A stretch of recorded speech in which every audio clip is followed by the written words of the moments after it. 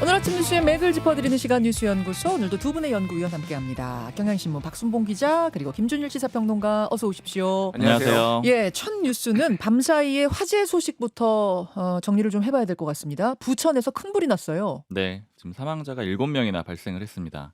이 경기 부천 원미구 중동에 있는 9층짜리 호텔이고요. 네. 발화 지점은 8층, 특히 810호로 지금 지목이 되고 있습니다. 예.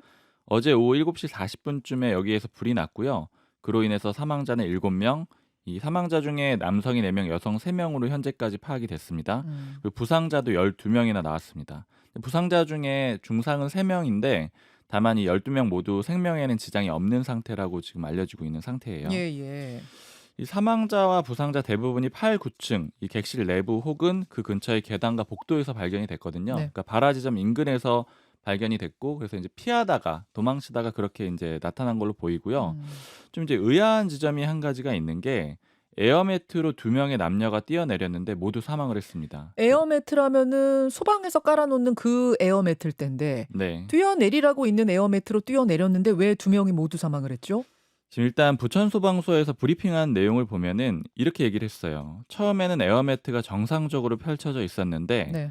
이 2명이 뛰어내린 뒤 뒤집힌 걸로 파악이 됐다. 하지만 더 정확한 건 파악을 해봐야 된다. 이렇게 지금 얘기를 한 상태고요. 지금 공식적인 워딩은 이게 다군요. 네, 뒤집혔다. 맞습니다. 그래서 이 단계에서 지금 이제 얘기하는 건 다 추정이 될 텐데 일단 지금 목격자들의 진술을 언론들이 많이 보도를 하고 있거든요. 예. 근데 이제 YTN에서 보도한 김모 씨 목격자 얘기를 들어보니까 이렇게 얘기를 해요. 한 명이 뛰어내렸고 그 다음에 2명의, 그러니까 남자하고 여자가 각각 뛰어내렸는데 그때 비명 소리가 나왔다는 거예요. 그래서 지금 이제 부천소방서에서 브리핑한 내용하고 종합을 해보자고 하면 첫 번째 뛰어내린 사람이 이제 이게 안착을 한 다음에 네. 그 다음에 에어매트가 뒤집힌 것이 아닐까, 뭐 이렇게 좀 추정을 해볼 수 있는 상황이고요. 근데 뭐 뛰어내렸는데 그 반동으로 뒤집혔다는 건지 아니면 뛰어내리고 다시 정리하는 과정에서 뭐가 잘못됐다는 건지 이런 건 정확히는 전혀 정확히는 모르는 지금 거군요. 전혀 알 수 없고요. 예. 그다음에 전문가들 좀 인터뷰들을 보니까 예. 그냥 에어매트 자체가 기본적으로 좀 위험하긴 하다라고 합니다. 그러니까 이제 뛰어내렸다가 튕겨서 나가서 다치는 경우들도 있고, 그다음에 몸을 웅크리고 뛰어내려야 되는데 그게 훈련을 안 받은 사람들은 상당히 좀 어려울 수가 있다라는 거예요. 그래서 이런 과정에서 나타난 그런 사망인지 이런 것들은 추후에 더 확인을 해봐야 될 것 같아요. 자, 화재 원인이 궁금합니다. 왜 갑자기 불이 난 거죠? 역시나 이것도 아직 확인하고 있는 상황인데요. 일단은 지금 추정되는 내용 중에 하나는 불이 나기 전에 이제 한 투숙객이 아까 말씀드린 지점이 발화 지점이 810호라고 말씀드렸잖아요. 예. 거기 원래 묵기로 돼 있었던 투숙객이 있었어요. 네. 그런데 갔더니 이제 뭔가 불타는 냄새가 난다라고 해서 바꿔달라고 했다는 겁니다. 그리고 나서 그 객실은 비어져 있는 상태, 실제로 바꿔주고 그 다음에 여기에서 불이 났기 때문에 어떤 뭐 이유가 있었던 걸로는 보이는 거죠. 그럼 전조 사람이 증상이랄까요? 없는 객실에서 불이 난 거예요? 맞습니다. 그리고 피해가 굉장히 컸잖아요. 사망자가 7명이나 나왔던 거는 그중에 하나 이제 스프링쿨러가 미설치됐다. 이 점이 좀 주목이 되는데 이 호텔이 준공된 게 2003년이거든요. 네. 근데 스프링클러는 2017년부터 건물이 6층 이상이면은 설치를 하도록 의무적으로 그렇게 적용이 돼 있는데 예. 근데 이게 문제는 일부 의료기관 제외하고는 소급 적용은 안 된다라 그래요. 그러니까 그 이전에 지어졌던 건물이 강제로 다시 스프링클러를 설치할 의무는 없었던 거죠. 그래서 여기는 없었습니다. 2017년 이후부터만 스프링쿨러가 6층 이상 건물에 의무. 그렇군요. 참 깜짝 놀랐어요. 어제 이제 밤에 사망자 처음에는 저는 이제 3명부터 시작을 하는데 더 늘 것이다 하더니 결국은 7명 사망, 19명 사상. 어떻게 보셨습니까? 김준일 평론가. 그러니까 뭐 화재나 이런 재난을 완벽하게 막을 수는 없어요. 언제나 어디서나 일어날 수 있는 건데 네. 결국은 이것도 이제 얼마나 피해를 줄일 수 있느냐. 특히 이제 스프링쿨러가 이게 2017년 이후 건물부터 지금 설치 의무화가 해당이 되지만은 이제 좀 고민을 좀 해봐야 될 것 같습니다. 그러니까 지난번에 이제 인천에서 전기차 지하 주차장 화재 난 것도 스프링쿨러만 작동해서 그때는 이제 아예 설치돼 있지만은 물을 잠가놔 가지고 안 됐는데 이런 거는 굉장히 큰 방화벽이라고 생각이 들거든요. 여러모로 좀 법적으로도 제도적으로 보완이 필요한 것 같습니다. 예, 뭐 사고 원인이라든지 또 에어매트 관련된 것들은 좀 더 자세한 이야기가 들어오는 대로 저희가 더 전해드리도록 하지요. 안타까운 화재 소식에 이어서 한국은행 이야기로 좀 가볼까요? 네. 하는 총재 영끌족 경고. 예, 어제 금리를 동결하면서 일종의 경고를 한 겁니다. 네. 근데 금리는 3.5%로 동결을 했습니다. 예. 이렇게 되면 역대 최장인 13회 연속 동결이고요. 기간으로 보면 지난해 2월부터 동결을 쭉 했으니까 음. 1년 5개월 동안 같은 금리를 한국은행이 유지를 하고 있는 겁니다. 17개월 동결. 네. 예. 이 급등하는 가계부채를 원인 이유로 들었어요. 지금 최근에 서울 일부 지역의 집값이 급등을 하고 있잖아요. 아파트 중심으로 오르고 있는데 그러다 보니까 추경 매수하는 사람들이 굉장히 많이 늘어났거든요. 네. 그래서 지금 가계부채가 많이 늘어났습니다. 음. 대출이 늘어났기 때문에 금리를 낮춰주게 되면은 더 늘어날 수 있지 않겠느냐, 이게 한국은행의 판단입니다. 음흠. 그리고 또 하나 요인 중에 하나는 미국이 또 금리를 동결한 상태거든요. 네. 이제 그걸 따라간다라는 그런 의미도 있고요. 그리고 아까 경고를 했다라고 말씀드렸는데 그 이창용 하는 총재가 어제 기자간담회를 했거든요. 근데 여기서 이런 표현을 써요.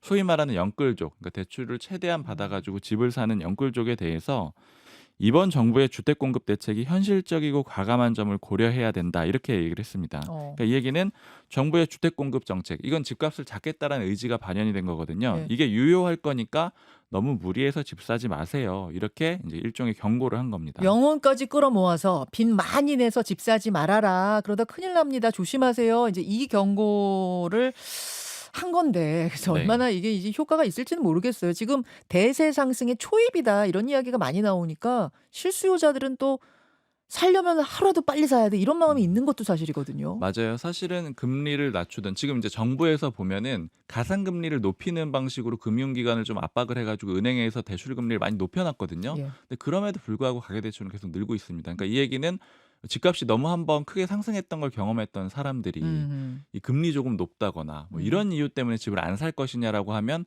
거기에 대해서는 좀 회의적인 얘기들이 많은 거죠. 그렇죠. 왜 동결했느냐 두 번째 이유는요. 두 번째 이유는 이제 조금 전에 살짝 말씀을 드렸는데 결국 한국하고 미국의 금리 차이를 고려를 한 겁니다. 그러니까 돈이 기본적으로 금리 높은 곳으로 가잖아요. 그러니까 미국이 금리를 동결한 상태에서 우리만 먼저 선제적으로 낮추면 돈이 빠져나갈 우려가 있다, 이렇게 판단을 또 한 겁니다. 그렇군요. 이번에는 금리 내릴 거라는 기대들도 있었는데 다시 동결하면서 여기저기 뒷말도 많이 나오는 것 같습니다. 네, 특히 사실 굉장히 이례적인 게 대통령실이 입장을 내놨다라는 거예요. 그렇죠. 대통령실이 어떤 입장을 내놨냐면 물론 이제 고위 관계자라는 표현으로 익명으로 내놨는데 공식 입장이라고 보시면 되고요. 이렇게 얘기를 했습니다. 금리 결정은 금통위의 고유 권한이지만, 그러니까 하는 산하의 금통위의 고유 권한이지만 내수 진작 측면에서 보면 아쉬움이 있다, 이렇게 얘기를 했어요. 근데 한국은행은 이제 공공기관으로 아시는 분들도 있는데 공공기관도 아니고요. 그냥 중앙은행이라고 부르고, 이게 왜 그러냐면은 중립성이 법으로 보장이 돼 있거든요. 어디 입김 받지 말아라. 독립적으로 판단해라. 이 통화 정책은 그냥 독립적으로 정부의 판단과는 상관없이 진행이 돼야 된다라는 게 이 법의 취지거든요. 예, 예. 근데 대통령실에서 아쉽다라고 표현을 했으니까. 그럼 대통령실에서는 금리를 좀 더 인하했어야 된다 그런 거죠? 맞아요. 그간에 꾸준히 그런 메시지를 내었었고, 특히 뭐 한덕수 총리 같은 경우에도 금리 인하밖에는 방향이 없다, 이런 얘기를 이미 이 7월 초부터 해왔었습니다. 그럼 대통령실은 그럼 왜 이례적으로 이런 얘기를 했느냐? 제가 좀 얘기를 들어보니까 크게 보면 일단 두 가지예요. 첫 번째는 이 개입될 여지가 별로 없는 사후 표명이다, 이런 얘기인데 이게 뭐냐면 금리가 동결된다라고 발표된 다음에 입장을 내놨잖아요. 네네. 그러니까 이번 거에는 영향을 안 주는 것이고, 그다음에 또 대통령실의 판단은 다음번, 그러니까 즉 이제 10월에 금통위가 다시 한번 이제 금리를 인하할지 뭐 동결할지 네. 올릴지 결정을 할 건데 네.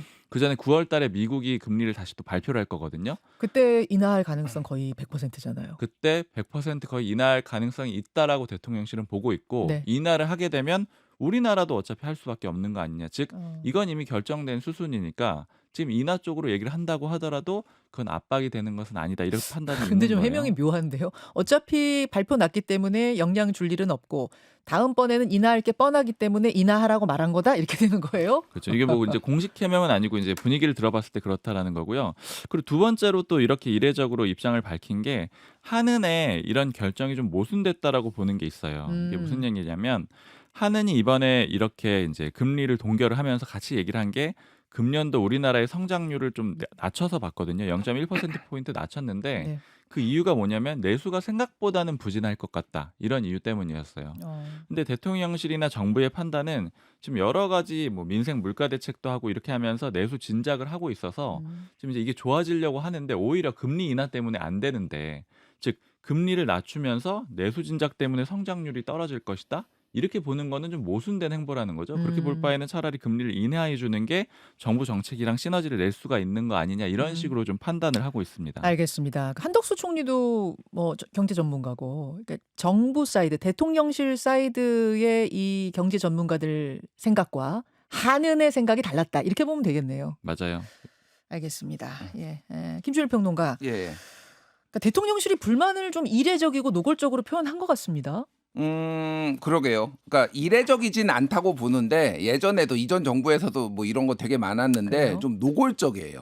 직접적으로 언급을 했다. 예를 들면은 뭐 2017년에는 김현철 청와대 경제보좌관이 기준금리가 너무 낮다 뭐 이런 얘기를 했어요. 그렇군요. 그러니까 막 부동산 버블 생기고 있는데 왜 하느니 안 올리냐 이런 얘기를 한 적도 있고 2021년 문재인 정부 때 이호순 청와대 정책실장도 선제적으로 가계부채 조정이 되지 않으면 안 된다 그래서 금리 인상을 시사하는 발언을 한다라든지 뭐 박근혜 정부 때도 최경환 전 경제부총리가 기자들이 뭐 이거 물어보니까 척하면 척이지 뭐 이런 얘기를 한 적도 있어요. 뭐 이런 식으로 근데 이거 보시면 알겠지만은 좀 조심스럽습니다. 이게 왜냐하면은 어쨌든 한은법에 따라서 이제 독립적으로 되게 돼 있거든요. 네. 그러니까 한은은 경기 부양을 하는 데가 아니에요. 그렇죠. 예, 그러니까 물가 안정하고 거기에 이제 금융 안정이 한은의 목적으로 돼 있어요, 법으로 그냥. 그리고 뭐 경기 부양, 뭐 경제 정책 운용은 정부 특히 이제 기재부가 하는 거예요, 그거는. 근데 이게 이런 식으로 이제 압박을 하면은 두 가지가 있는데 하나는 지금 정부가 금리 빼놓고는 그럼 정책적 수단이 없는 거야? 이런 언론 보도 일부 언론 보도 이제 이런 얘기가 나오는데 지금 계속 긴축 재정을 하고 있잖아요. 그러니까 소위 말해서 긴축 재정을 이 기조를 바꾸고 싶지는 않으니 그러니까 건전 재정이라고 포장을 했지만 긴축 재정을 바꾸고 싶지 않으니 그러면 하는이라도 압박해야 되겠다 이런 걸로 읽히는 거고 사실은 이게 이례적인 게 아닌 게 지금 지난 6월부터 정부 여당이 한은을 엄청나게 압박했어요. 지난 6월에는 무슨 일이 있었냐면은 국민의힘의 민생경제안정특별위원회가 있는데 야 한은 들어와봐 회의 좀 참석해 그래가지고 지금 갔어요. 그러니까 이게 그러니까 사실 한은이 가면은 이게 압박을 받는 거죠 여당이. 그러니까 금리 인하 얘기 뭐 나올 수밖에 없으니까 그때 당시에도 이게 부적절하다는 얘기가 나왔고 예. 송원석 이제 의원 같은 경우에도 선제적 금리 인하해야 된다라고 6월 14일에 이미 얘기를 하고 성태윤 대통령 정책실장도 그때 6월 달에 금리 인하가 이뤄지면은 내수 회복에 도움이 될 것 같다. 7월에는 한덕수 총리가 이제 금리는 내려갈 방향밖에 없다. 황우여 국민의힘 비대위원장도 고금리가 중소기업을 사지로 내몰고 있다. 이런 식으로 얘기를 했거든요. 부적절성 논란이 있을 거고 다른 무엇보다도 한은이 이렇게 판단한 이유는 있습니다. 지금 얼마나 지금 이게 대출이 늘어나냐면은 지금 5대 은행 지난달 말에 719조였는데 보름 만에 4조가 늘어났어요. 네. 지금. 그러니까 이거를 여기에 금리까지 낮추면은 걷잡을 수 없을 거다. 이런 판단을 할 수밖에 없는 거죠. 자, 한국은행 금리 이야기 해봤고 세 번째 이슈 넘어갑니다. 시간번 한동훈. 한동훈 이재명 두 대표의 회담이 일요일이었는데 어제 이재명 대표가 코로나 양성 판정을 받았어요. 네, 이게 가장 직접적인 이유입니다. 코로나19 확진 판정을 받았기 때문에 일단은 시간이 더 필요하게 된 거예요. 그래서 이재명 대표가 증상이 다 낫고 난 다음에 실무 협상을 다시 재개하겠다라고 했습니다. 네네. 그래서 예정됐던 모레 그 일정은 당연히 지키기가 어렵게 됐고요. 게다가 앞으로도 일정이 좀 쉽지는 않아 보여요. 왜냐하면 양당의 공식적인 예정된 일정들이 꽤 많이 있거든요. 예를 들면 어떤 게 있습니까? 국민의힘 같은 경우에는 26일, 27일, 그러니까 다음 주 월요일, 화요일이죠. 3호차 당직자 연수가 있고 그다음에 29, 30일에 국회의원 연찬회가 있거든요. 그런데 이 행사들에는 그 한동훈 대표가 모두 참석을 하기로 그렇게 돼 있습니다. 네. 그리고 민주당도 29일, 30일에 국회의원 워크숍, 그러니까 국회의원 연찬회 국민의힘 거랑 비슷한 건데 이게 예정이 돼 있기 때문에 역시나 일정들이 많아서 어떻게 조율이 될지 좀 더 봐야 되는 거고요. 그리고 사실 두 번째로 조금 지지부진하기도 했었거든요. 그렇죠. 그 생중계 여부, 즉 토론의 방식을 놓고 양당이 입장을 좀 좁히지 못하고 있는 상황이었고 또 의제 가지고도 입장차가 꽤 크거든요. 이런 것들도 역시 영향을 줬을 걸로 보입니다. 지금 민주당 쪽에서는 그 회담을 파기할 수도 있다 이런 얘기가 나왔는데 그 김우영 민주당 정무조정실장이 어제 라디오에 출연했거든요. 네. 근데 이렇게 얘기를 해요. 생중계 제안도 받을 수 있다. 그리고 최상병 특검법 관련해서 제보 공작 주장도 수용을 할 수가 있다. 그렇지만 야당을 존중하는 입장을 가지지 않고 그렇게 성격, 내용, 의제 조율이 잘 안 되면은 파기될 수도 있는 거다. 그러니까 파기 가능성도 일부 언급을 했습니다. 그래요. 일단은 뭐 코로나 양성, 그러니까 코로나 확진 판정이 나와서 자가격리를 하고 아예 입원을 지금 했다는 이야기도 들리네요. 네. 병원에서 휴식을 취하는 쪽으로. 이런 상황에서는 근데 뭐 의제 설정이고 뭐고 어차피 불가능한 거 아니겠습니까? 회담 자체가. 맞아요. 뭐 그런데 입원할 양당 상태면. 쪽 얘기를 예. 들어보니까 일단은 하는 것을 전제로 네. 그리고 특히 국민의힘 같은 경우에는 생중계 형태를 전제로 해가지고 준비는 하고 있다라고 합니다. 알겠습니다. 김준일 평론가 어떻게 내다보세요? 근데 뭐 다음 주에 대통령이 지금 정책 관련해서 기자회견도 뭐 잡혀 있다라고 하고 네. 뭐 이런 얘기들이 나와서 일정이 다음 주에 안 나올 수도 있겠다. 뭐 이런 얘기까지 나와요. 그럼 더 늦어지면은 이제 추석 전에 이게 이제 가능할 것인가 이런 얘기 나와서 모르겠습니다. 반반 저는 보거든요. 안 될 가능성도 배제를 할 수 없겠다 지금은. 아하. 뭐 이런 상황이고 한동훈 대표 쪽이 조금 더 이거에 대해서 좀 피할 수도 있겠다. 이런 전망들도 나옵니다. 좀 곤란한 상황이 한동훈 쪽이 좀 더 많으니까 뭐 그래서 이건 봐야 될 것 같습니다. 예. 그나저나 지금 그 검찰총장이 수사심의위원회를 어떻게 소집을 하는 겁니까? 어떻게 되는 겁니까? 어제 그게 많이 주목이 됐었잖아요. 네. 어제가 이제 검찰 수사팀이 김건희 여사 명품백 수수 사건에 대해서 이원석 검찰총장한테 보고를 했죠. 혐의 예. 없음으로 결론을 내렸다고 보고를 했고 이원석 총장이 어떤 입장을 내놓느냐 이게 주목이 됐는데 결국 말을 아꼈습니다. 일단 첫 번째로 수사심의위원회 소집을 할 거냐 안 할 거냐 이렇게 질문을 했는데 거기에 대해서는 나중에 말씀드리겠다 이렇게 얘기를 했고요. 그다음에 무혐의 결론에 대해서는 어떻게 생각하느냐 역시 여기에 대해서도 드릴 말씀이 없다라고 했습니다. 일단은 이원석 총장이 말을 아끼고 있는 그런 상황이에요. 어떻게 내다보세요? 뭐 수사심의위원회. 중앙일보는 아예 사설로 수사심의 열어야 된다 이렇게 얘기를 했어요. 네. 이미 이제 총장 패신의 공정성 훼손이 있기 때문에 열어야 된다라고 하는데 이게 실익이 없다라는 얘기가 있는 게 지금 연다고 해도 이게 한 결론 나오기까지 보통 열흘 걸리거든요. 그리고 그 다음에 바로 그러면은 수사팀이 이거를 결정을 내리지 않아요. 그러면 검토 여부를 해가지고 발표하는데 한 달 이상 걸리거든요. 네. 근데 총장 임기가 9월 15일입니다.